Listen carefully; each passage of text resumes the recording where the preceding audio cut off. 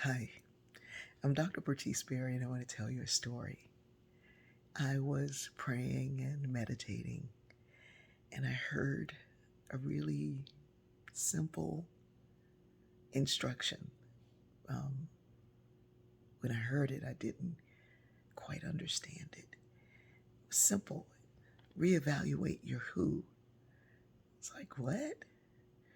Reevaluate my who? I sat there with it and started thinking about who. And the more I pondered it, the clearer and clearer it became. I, as a child, was working to support my family, working for the ability to get a book from time to time, working for the hope of a better way of living. But it was small. It wasn't like, oh, if I do this, I'm going to, you know, it was for my family. It was for me. It was for us to have the lights on a little bit longer. As I got older, I went away to college. It was for me. It was for me clearly to see a better way. But it was also with the thought of my ancestors and family members who didn't have the opportunity that I had, who were far smarter than me, just didn't have access. It was for them. For years, I wrote a book every year for like 11 years. And people would say, oh my goodness, you're so prolific. What inspires you to write? Tuition, all my kids. And everything I was doing was for them. Mm. During the pandemic, at the beginning of the pandemic, I asked myself two simple questions. What do I know? And what does my community need? And as I wrote down what I knew, those who needed something appeared. And initially, they were just 5 people. And so I started recording stories for those 5. The 5 became a 6th. And it expanded, and there were more and more, and thousands, hundreds of thousands, some days millions of people listening. But I remained focused on those 6 because knowing your who helps you realign your own purpose. When people would ask me to monetize or to do something for this, or would you like to represent that, or tell this story, or we want you to talk about this more, and you should talk about this, and can you answer my questions? And all of those things weren't distractions because I knew my who. And so yesterday when I heard reevaluate your who, I thought, well, how will I stay focused? And I didn't leave reevaluate your who. And then I started to see in my mind's eye a new set of who to focus on. We often think about the what and the how, but that who. I saw that woman who cleans and listens for that little bit of energy to keep her going. I saw that man sitting at home working and thinking over his life and who his family is and how he really connects to them.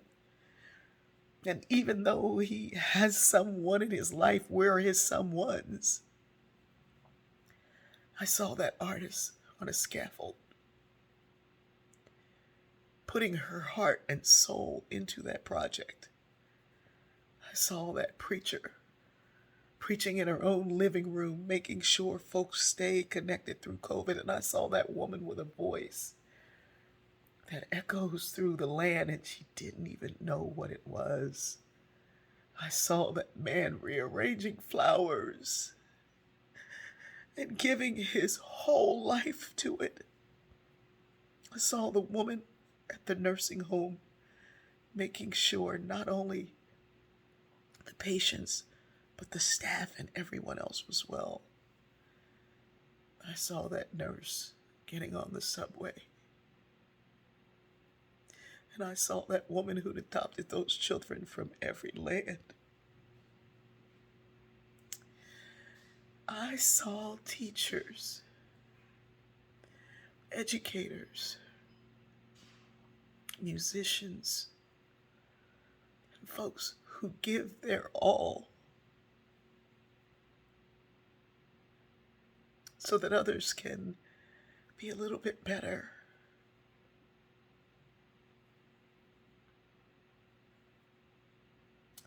And that who became those who are trying their best to do the right thing. And it feels lonely. And it feels isolated. And you feel marginalized. I saw that woman trying to understand, really understand Black Lives Matter.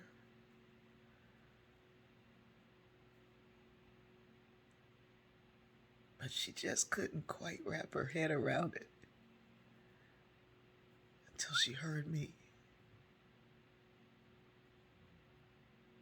And then I saw that person who messages me if they don't see that story by 6:30, just to say, "Are you okay?"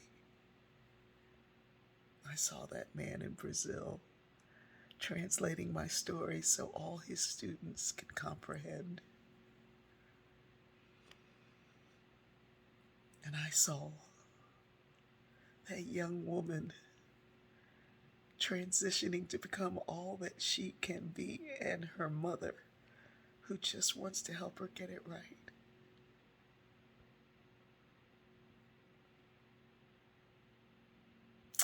I feel like I've tapped into some kind of a gold mine where it's not gold that I'm mining,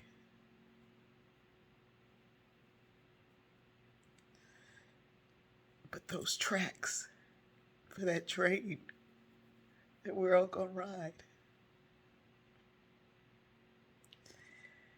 Knowing your purpose is one thing. Knowing who you're here for opens up a world of possibility that I didn't even know existed. Where would I be without you? Who would I be talking to if you weren't listening? It doesn't have to be every day. I'll be here. You don't have to share it. I'll be here. But